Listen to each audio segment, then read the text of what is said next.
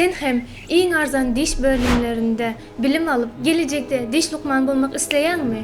Onda näme? Şu wagtdan Alazim danışmanlygyň kömegi saýasynda öz ornuny türkçe bölümlerden aýyrdyp goý. İstanbul'un iň arzan, iň amatsy üniversitetlerining biri bolan İstanbul Gelişim Üniversitesinde bilim almak üçin bu şansy elden yitirme. Egerde sen şu wagt ýerini aýyrtmasaň, bu şansy yitirip bilersin.